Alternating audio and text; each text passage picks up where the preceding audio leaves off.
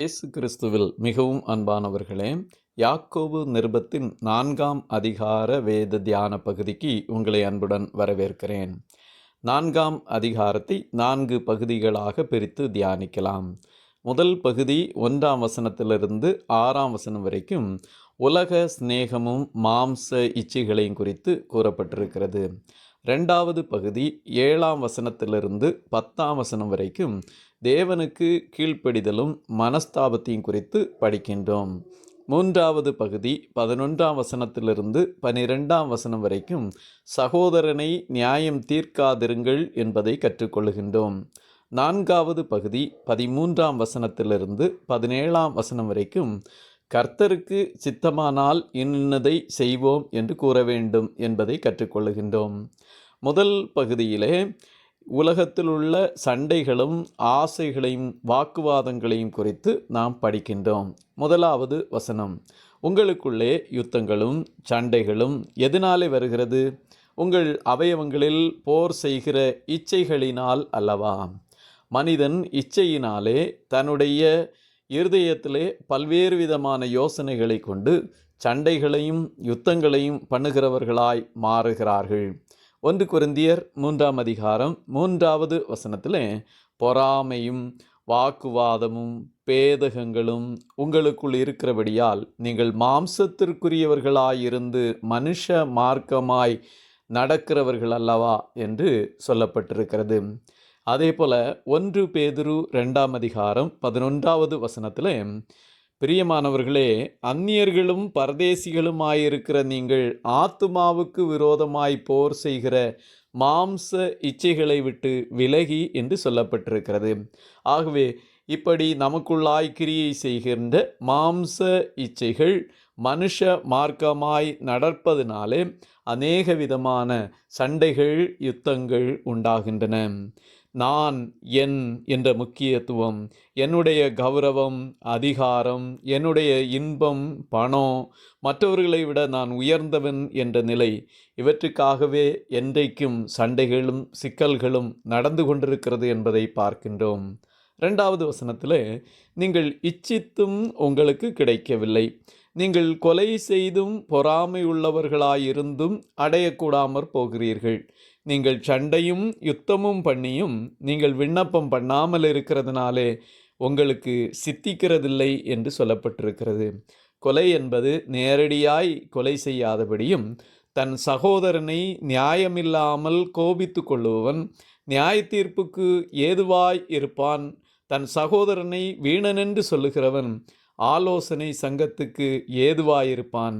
மூடனே என்று சொல்லுகிறவன் எரி நரகத்துக்கு ஏதுவாயிருப்பான் என்று இரட்சகராகி இயேசு மத்தேயு 5:22 கூறியிருக்கின்றார்.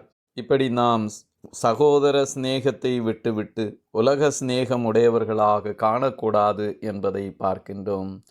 3வது வசனத்திலே ஜெபத்தை குறித்து சொல்லப்பட்டிருக்கிறது. யாருடைய ஜெபங்கள் கேட்கப்படும் என்றால் கர்த்தர் நீதிமான்களின் ஜெபத்தை கேட்கிறார். அவரை உண்மையாய் தேடுகிறவர்களின் ஜெபத்தை கேட்கிறார். உண்மையாய் மனந்திரும்பி தாழ்மையோடு தேவ சமூகத்தில் மன்றாடுகிறவர்களுடைய ஜெபத்தை ஆண்டவர் கேட்கிறார். ஆண்டவருடைய சித்தத்தின்படி வேண்டுதல் செய்கிறவருடைய விண்ணப்பங்களை ஆண்டவர் கேட்கின்றார். ஆனால் பாவத்தில் இருக்கிறவர்களுடைய விண்ணப்பத்தை ஆண்டவர் கேட்க மாட்டார். தங்களது இச்சைகளை நிறைவேற்ற விரும்புகிறவருடைய விண்ணப்பத்தை ஆண்டவர் கேட்க மாட்டார். தவறான நோக்கத்தோடு பாவமான எண்ணங்களோடு ஜெபிக்கிறவர்களுடைய ஜெபத்தை கேட்க மாட்டார். பெருமையாய் பாவத்தில் வாழுகிறவர்களுடைய ஜெபத்தை ஆண்டவர் கேட்பதில்லை. நம்முடைய ஜெபத்தை கர்த்தர் கேட்பதற்கு தகுதி உடையவர்களாய் இருந்து விண்ணப்பம் செய்வோம் என்றால் ஆண்டவர் நம்முடைய ஜெபத்தை கேட்கிறவராய் இருக்கிறார். 4ஆம் அதிகாரம் 4வது வசனத்திலே, விபச்சாரரே விபச்சாரிகளே, உலக சிநேகம் தேவனுக்கு விரோதமான பகை என்று அறியீர்களால், ஆகையால் உலகத்துக்கு சிநேகிதனாயிருக்க விரும்புகிறவன் தேவனுக்கு பகைஞனாய் இருக்கிறான். எனக்கு அன்பானவர்களே, இந்த உலகத்திற்கொத்த வேஷம் தெரியாதிருங்கள் என்று ஆண்டவர் இயேசு கிறிஸ்து நமக்கு கற்றுத்தந்தார். அவரே உலக சிநேகத்திற்கு எதிராய் இருக்கின்றார். 1 யோவான் 2ஆம் அதிகாரம் 15 17 வசனம் வரைக்கும் நாம் படிக்கும்போது, உலகத்திலும் உலகத்தில் உள்ளவைகளிலும் அன்பு கூறாதிருங்கள் என்று வேதம் நமக்கு கற்றுத்தருகிறது. மாம்சத்தின் இச்சையும் கண்களின் இச்சையும் ஜீவனத்தின் பெருமையுமாகிய உலகத்தில் உள்ளவைகளெல்லாம் பிதாவினால் உண்டானவைகள் அல்ல, அவைகள் உலகத்தினால் உண்டானவைகள் என்பதை வேதம் கற்றுத்தருகிறது. ஆகவே உலக சிநேகத்தை விட்டுவிட்டு தேவ சிநேகத்தோடு ஆண்டவரோடு நாம் வாழ அழைக்கப்பட்டோம். அப்படி என்றால் கர்த்தரிடமிருந்து நன்மையான இவுகளை நாம் பெற்றுக்கொள்ள முடியும். அதைத்தான் 6வது வசனத்திலே அவர் அதிகமான கிருபையை அளிக்கிறாரே, ஆதலால் தேவன் பெருமை உள்ளவர்களுக்கு எதிர்த்து நிற்கிறார், தாழ்மை உள்ளவர்களுக்கோ கிருபை அளிக்கிறார் என்று சொல்லி இருக்கிறது. ஆண்டவரை நம்பி விசுவாசிக்கிற சார்ந்து கொள்ளுகிறவர்களுக்கு அதிகமான கிருபையை தருகின்றார். ஆனால் கர்த்தரை சார்ந்திராதபடி நான் யார் என்று பெருமை கொள்ளுகிறவர்களுக்கு ஆண்டவர் விரோதமாய் எதிர்த்து நிற்கிறதை நாம் காண முடியும். ஆகவே நாம் எப்படி வாழ வேண்டும் என்பதை வேதம் பல வசனங்களில் நமக்கு கற்றுத்தருகிறது. 1 பேதுரு 5ஆம் அதிகாரம் 5வது வசனத்திலே, நீங்கள் எல்லாரும் ஒருவருக்கொருவர் கீழ்ப்படிந்து மனத்தாழ்மையை அணிந்து கொள்ளுங்கள். பெருமை உள்ளவர்களுக்கு தேவன் எதிர்த்து நிற்கிறார், தாழ்மை உள்ளவர்களுக்கோ கிருபை அளிக்கிறார். ஆகவே கிருபை அளிக்கிற ஆண்டவரை சார்ந்து நாம் வாழ அழைக்கப்பட்டிருக்கின்றோம். பெருமையை களைந்து விடுவோம் ஆக. 4ஆம் அதிகாரம் 7, 8ஆம் வசனங்களிலே நாம் தேவனுக்கு கீழ்ப்படிந்திருந்து பிசாசை எதிர்க்க வேண்டும் என்பதை கற்றுக்கொள்கின்றோம். தேவனுக்கு கீழ்ப்படிந்திருங்கள், பிசாசுக்கு எதிர்த்து நில்லுங்கள், அப்பொழுது அவன் உங்களை விட்டு ஓடி போவான்.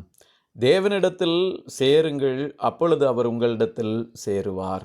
1 பேதுரு 5ஆம் அதிகாரம் 9வது வசனத்திலே, விசுவாசத்தில் உறுதியாயிருந்து அவனுக்கு எதிர்த்து நில்லுங்கள், பிசாசுக்கு எதிர்த்து நில்லுங்கள் என்பதை கற்றுக்கொள்ளுகின்றோம். ஆகவே நம்முடைய வாழ்க்கையிலே கிறிஸ்துவின் விசுவாச உறுதியிலே பற்றுறுதியிலே நிலைத்திருக்க வேண்டும். பிசாசுக்கு எதிர்த்து நிற்க வேண்டும், ஆண்டவருக்கு கீழ்ப்படிய வேண்டும் என்பதை நாம் கற்றுக்கொள்ளுகின்றோம். பாவிகளே, உங்கள் கைகளை சுத்திகரியுங்கள், இருமனமுள்ளவர்களே உங்கள் இருதயங்களை பரிசுத்தமாக்குங்கள். நாம் நம்முடைய கைகளை, அதாவது செய்கைகளை, வாழ்க்கையை சுத்திகரித்து இருமனமுள்ளவர்களாக அல்ல, கர்த்தரையே நோக்குகிறவர்களாக நம்மை பரிசுத்தப்படுத்தி கொள்ள வேண்டும். மல்கியா 3ஆம் அதிகாரம் 7வது வசனத்திலே, என்னிடத்திற்கு திரும்புங்கள், அப்பொழுது உங்களிடத்திற்கு திரும்புவேன் என்று சேனைகளின் கர்த்தர் சொல்லுகிறார். நாம் கர்த்தரை நோக்கி திரும்பும்போது ஆண்டவர் நம்மிடமாய் திரும்பி நமக்கு சேமத்தையும் நன்மையும் கொடுப்பதற்கு அவர் காத்திருப்பதை நாம் பார்க்க முடிகின்றது. தொடர்ந்து நாம் மனம் திரும்பி பணிவோடு தேவ சமூகத்திலே வரவேண்டும் என்பதை 9, 10ஆம் வசனங்களிலே கற்றுக்கொள்ளுகின்றோம். நீங்கள் துயரப்பட்டு துக்கித்து அழுங்கள், உங்கள் நகைப்பு துக்கிப்பாகவும் உங்கள் சந்தோஷம் சஞ்சலமாகவும் மாறக்கடவது. கர்த்தருக்கு முன்பாக தாழ்மைப்படுங்கள், அப்பொழுது அவர் உங்களை உயர்த்துவார். தேவ சமூகத்திலே நாம் நம்மை தாழ்த்தும் போது அவர் நம்மை உயர்த்துவார். இதைத்தான் 4ஆம் அதிகாரத்தின் 6வது வசனத்திலும் நாம் படித்தோம். ஆகையால் ஏற்ற காலத்திலே தேவன் உங்களை உயர்த்தும்படி அவருடைய பலத்த கைக்குள் அடங்கியிருங்கள் என்று வாலிபர்களுக்கு அப்போஸ்தலனாகிய பேதுரு அறிவுரை சொல்லுவதை 1 பேதுரு 5ஆம் அதிகாரம் 6வது வசனத்திலே நாம் படிக்கின்றோம். ஆகவே எப்பொழுதும் கர்த்தருக்கு முன்பாக தாழ்மைப்பட்டு அவர் நம்மை உயர்த்தும்படி அவருடைய பலத்த கரத்துக்குள்ளாய் அடங்கி இருக்க அழைக்கப்பட்டோம். தொடர்ந்து 11, 12ஆம் வசனங்களிலே சகோதரர்களை நாம் நியாயம் தீர்க்கக்கூடாது என்றும் ஒருவருக்கொருவர் குற்றம் சாட்டக்கூடாது என்பதையும் கற்றுக்கொள்ளுகின்றோம். ரோமருக்கு எழுதின நிருபம் 14ஆம் அதிகாரம் 10 13 வரைக்கும் நாம் படிக்கும்போது, நீ உன் சகோதரனை குற்றவாளி என்று தீர்க்கிறதென்ன? நீ உன் சகோதரனை அற்பமாய் எண்ணுகிறதென்ன? நாம் எல்லாரும் கிறிஸ்துவனுடைய நியாயாசனத்திற்கு முன்பாக நிற்போமே என்று வேதம் நமக்கு மிக தெளிவாக சொல்லுகிறது. 12ஆம் வசனத்திலே, நம்மில் ஒவ்வொருவனும் தன்னை குறித்து தேவனுக்கு கணக்கொப்புவிப்பான். 13ஆம் வசனத்திலே, நாம் இனிமேல் ஒருவரை ஒருவர் குற்றவாளிகள் என்று தீர்க்காதிருப்போமாக. ஒருவனும் தன் சகோதரனுக்கு முன்பாக தடுக்கல்லையும் இடரலையும் போடலாகாதென்று தீர்மானித்து கொள்ளுங்கள். ஆகவே சகோதரர்களுக்கு விரோதமாய் ஒருவருக்கொருவர் விரோதமாய் நாம் பேசக்கூடாது என்பதை வேதத்திலிருந்து நாம் கற்றுக்கொள்கின்றோம். அவரே ரட்சிக்கவும் அழிக்கவும் வல்லவர். மற்றவனை குற்றப்படுத்துவதற்கு நீ யார்? நாம் மற்றவர்களை குற்றப்படுத்துவதற்கான பொறுப்பு, கடமை, வேலை நமக்கு கொடுக்கப்படவில்லை. ஆகவே அந்த வேலை கர்த்தருடையது. நாம் அதை செய்யாதபடி, மற்றவர்களை நியாயம் தீர்க்காதபடி கவனமாய் இருப்போமாக. 13ஆம் வசனத்திலிருந்து 17ஆம் வசனம் வரைக்கும் கர்த்தருக்கு சித்தமானால் இந்த காரியத்தை செய்வோம் என்று சொல்லுவதை குறித்து தெளிவாய் சொல்லப்பட்டிருக்கிறது. 14, 15ஆம் வசனங்களிலே, நாளைக்கு நடப்பது உங்களுக்கு தெரியாதே, உங்கள் ஜீவன் எப்படிப்பட்டது, கொஞ்ச காலம் தோன்றி பின்பு தோன்றாமற் போகிற புகையை போல் இருக்கிறதே என்று சொல்லப்பட்டிருக்கிறது. நாளைக்கு நடப்பது நமக்கு தெரியாதபடியினாலே அதை குறித்து மேன்மை பாராட்ட நமக்கு உரிமை இல்லை. நீதிமொழிகள் 27ஆம் அதிகாரம் 1வது வசனத்திலே, நாளைய தினத்தை குறித்து பெருமை பாராட்டாதே, ஒரு நாள் பிறப்பதை அறியாயே என்று சொல்லப்பட்டிருக்கிறது. அப்படி என்றால் என்ன செய்ய வேண்டும் என்பதை 15வது வசனம் நமக்கு சொல்லுகின்றது. ஆதலால் ஆண்டவருக்கு சித்தமானால் நாங்களும் உயிரோடு இருந்தால் இன்னின்னதை செய்வோம் என்று சொல்ல வேண்டும். கர்த்தருக்கு சித்தமானால் நாங்கள் உயிரோடு ஆண்டவரங்களை வைத்திருந்தால் இதை செய்வோம் என்று நாம் சொல்ல வேண்டும். அதைத்தான் நீதிமொழிகள் 3ஆம் அதிகாரம் 5, 6ஆம் வசனங்களிலே படிக்கின்றோம். உன் சுய புத்தியின் மேல் சாயாமல் உன் முழு இருதயத்தோடும் கர்த்தரில் நம்பிக்கையாயிருந்து உன் வழிகளிலெல்லாம் அவரை நினைத்துக்கொள், அப்பொழுது அவர் உன் பாதைகளை செவ்வைப்படுத்துவார். ஆகவே கர்த்தருடைய சித்தத்தை செய்ய இந்த உலகத்திலே வைக்கப்பட்டிருக்கிற நாம் அவருடைய சித்தத்தையே செய்வோமாக. நாம் நம்மை குறித்து மேன்மை பாராட்டாமல் இருக்க அழைக்கப்பட்டிருக்கிறோம். மேன்மை என்பது என்னால் இவைகள் செய்யப்பட்டது என்று பெருமை பேசுதல் என்பதை அறிந்திருக்கிறோம். நாம் எதை செய்தாலும் நாம் தனிமையாய் அதை செய்து சாதிக்க வாய்ப்பே இல்லை. அதற்கு பல்வேறு விதமான உதவிகள், மற்றவர்களுடைய உதவிகள் நமக்கு இருந்தன. நம்முடைய பெற்றோர்கள், நம்முடைய துணைவர்கள், நம்முடைய சகோதரர்கள் அல்லது நம்மோடு இணைந்து செயல்பட்டவர்கள், அவர்களுடைய உதவியினால்தான் எதையும் நாம் செய்ய முடியும். எல்லாவற்றுக்கும் மேலாக கர்த்தருடைய உதவி நமக்கு இருந்தது. ஆகவே நான் செய்தேன் என்று மேன்மை பாராட்ட எதுவும் நமக்கு இல்லை. முழுவதுமாய் கர்த்தரை சார்ந்து அவரை குறித்தே மேன்மை பாராட்ட வேண்டும் என்பதிலே தெளிவாய் இருப்போமாக. 17வது வசனத்திலே, ஆதலால் ஒருவன் நன்மை செய்ய அறிந்தவனாயிருந்தும் அதை செய்யாமற் போனால் அது அவனுக்கு பாவமாக எண்ணப்படும். ஆண்டவர் நமக்கு நன்மை செய்ய வாய்ப்புகளை தந்திருக்கின்றார், பலத்தை தந்திருக்கின்றார். நாம் நன்மை செய்கிறவர்களாய் வாழ வேண்டும். நம்முடைய நாதர் இயேசு கிறிஸ்துவானவர் நன்மை செய்கிறவராய் சுற்றி திரிந்தார். அவர் பிள்ளைகளாகிய நாமும் நன்மை செய்கிறவர்களாக காணப்பட வேண்டும்.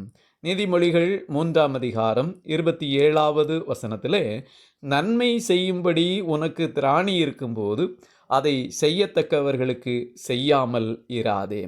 ஆகவே நிச்சயமாகவே நன்மை செய்ய ஆண்டவர் தந்திருக்கின்ற பலத்தை, சாமர்த்தியத்தை, தாளந்துகளை, வரத்தை நாம் மற்றவர்களுக்கு பகிர்ந்தளிக்க அழைக்கப்பட்டிருக்கிறோம். அப்படி செய்யவில்லை என்றால் அது பாவம் என்று வேதம் நமக்கு கற்றுத்தருகிறது. இந்த அதிகாரத்திலே உலக சிநேகம், மாம்ச இச்சை, தேவனுக்கு கீழ்ப்படிதல், சகோதரர்களை நியாயந்தீர்க்காமல் இருத்தல், கர்த்தருக்கு சித்தமானதையே செய்வோம் என்று அறிக்கையிடுதல் போன்றவற்றை கற்றுக்கொண்டோம். நாமும் அப்படியே கர்த்தருடைய சித்தத்தை செய்து நன்மையானதை செய்வோமாக. கர்த்தர் உங்களை மென்மேலும் ஆசீர்வதிப்பாராக. ஆமீன், ஆமீன்.